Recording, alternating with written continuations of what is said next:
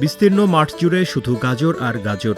কেউ কেউ ক্ষেত থেকে গাছ তুলছেন, কেউ গাছ থেকে গাজর আলাদা করছেন, আবার কেউ বস্তাবন্দি করে পানিতে ধুয়ে প্রস্তুত করছেন বাজারজাতের জন্য। মানিকগঞ্জের সিংগাইর উপজেলার জয়মন্টপ ইউনিয়ন জুড়ে এখন গাজর তোলার ভরা মৌসুম। স্থানীয়দের ভাষায় স্বাদ আর মানে সেরা হওয়ায় এখানকার গাজরের চাহিদা সারা দেশেই।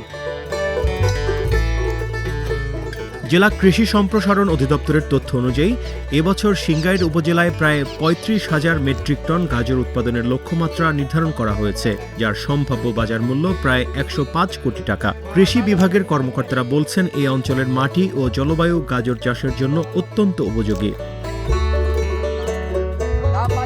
শিভাকুম, কিটিংচর, দেউলি ও দশানী গ্রামে সবচেয়ে বেশি গাজর আবাদ হয়। এসব মাঠে নারী পুরুষ পাশাপাশি কাজ করছেন।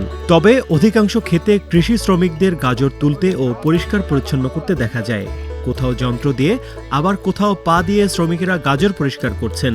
এরপর এসব গাজর বস্তাবন্দি করে ট্রাক ও পিকআপ ভ্যানে করে গাজীপুর, ময়মনসিংহ, চট্টগ্রাম সহ দেশের বিভিন্ন স্থানে সরবরাহ করেন ব্যবসায়ীরা। সবচেয়ে আপডেটেড ফিচার্স নিয়ে ১৪০টিরও বেশি দেশে কনকাফ ফ্রিজ।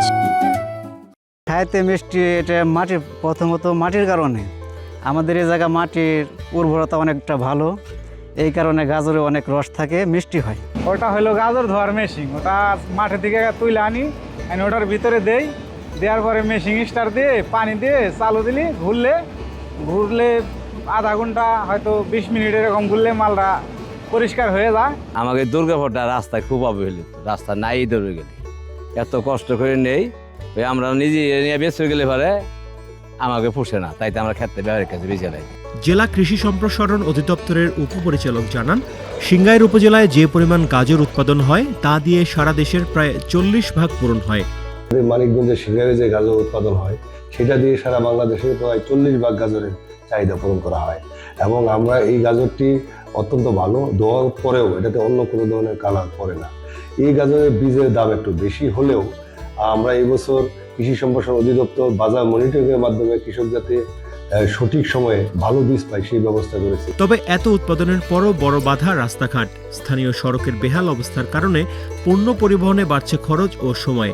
কৃষক ও ব্যবসায়ীরা বলছেন, দ্রুত সড়ক সংস্কার করা হলে পরিবহন খরচ কমবে, লাভ বাড়বে, আর সিংগাইরের এই সোনালী ফসল আরও সহজে পৌঁছে যাবে দেশের প্রান্তে প্রান্তে।